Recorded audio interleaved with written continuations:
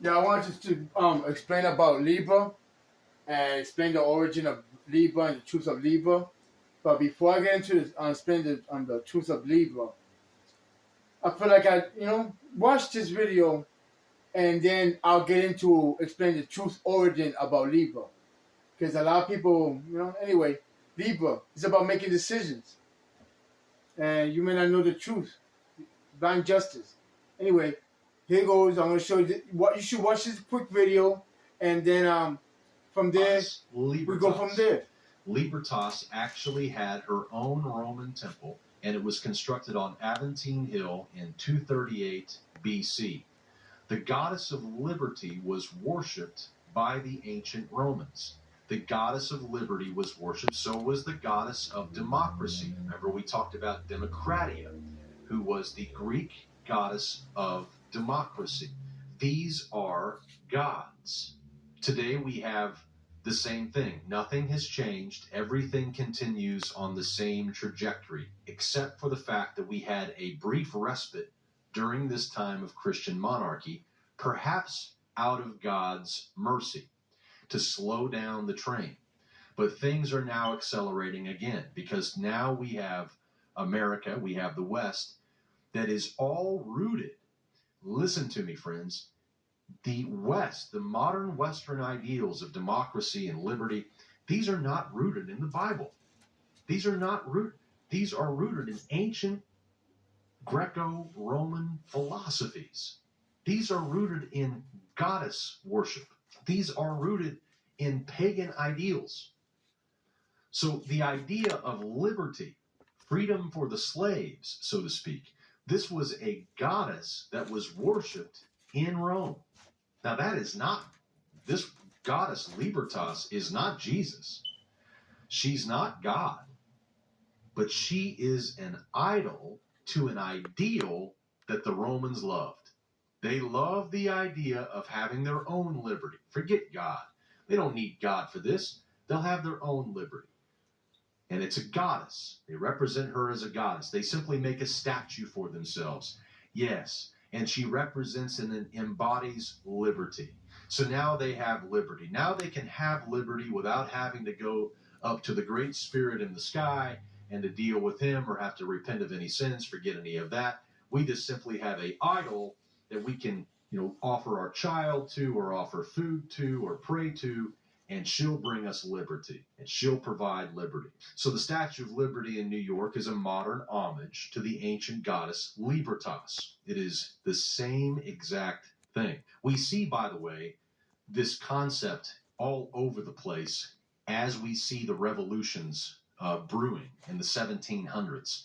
In the 1700s, we finally have the Renaissance giving rise to revolt against Christian monarchy. Remember, Christian monarchy is the target of revolution. In France, in America, the target, the bullseye, is placed upon the monarchies. It is not placed upon something else. It is placed specifically upon Christian monarchy. Whenever the American revolutionaries were shooting British Christians, they were fighting against Christian monarchy to establish a new form of liberty. But this new form is actually an old form. It's the form that was created in the Greco-Roman world. So here we have a picture of Marianne. Marianne is the goddess of liberty, the national personification of France. And here you have a very popular image, Liberty Leading the People, by Eugene Delacroix from 1830. This original hangs in the Louvre. But what you may not know is that during the French Revolution, Notre Dame, you've heard of this, no doubt, the cathedral in Paris, was turned into a temple of reason, and for a time, Lady Liberty replaced the Virgin Mary on several altars. This was very revealing. This was a rejection of Mary and Jesus. This was a rejection of monarchy. This was an appeal to man. This was a humanistic revolution. This was an appeal to reason. This was a movement away from faith towards reason. And this, of course, you need to see that the target was Christian monarchy. The target were the ideals espoused in the Bible. In Britain, we have something very similar. And by the way, you can literally find this in virtually every country. Every country has a national personification, usually a woman. In this case, Britannia. You can see her holding a nice cup here with a beast next to her. And she is the British version of this lady who brings liberty. Her name, Britannia. But by the way, Britannia was the Roman name for Britain way, way, way back. That name goes way back. But Britannia is the name of the British version. New Zealand has their own, Zealandia. I mean, you can go through and to see all of the different versions. But my point is that the personification of liberty, the personification of freedom, is always a woman, not Jesus. Okay? It's not Jesus. It's not Jesus. It's a woman. And what do you do for this woman? What are you supposed to do for this woman? Well, look in the picture, you can see. They're killing for her. You see, liberty, the personification of liberty, requires blood.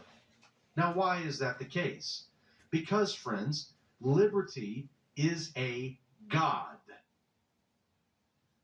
And gods require blood. If you want liberty, the way America presents liberty, you must kill. That is why American liberty is not a gift from God. Unless you believe that God requires you to kill for his gifts, then it cannot be from God. American liberty cannot be from God if it requires you to kill for it. That's not how God operates. We know that. We know that from the Bible. We know from the Bible that that's not what God would have us do. God would not have us kill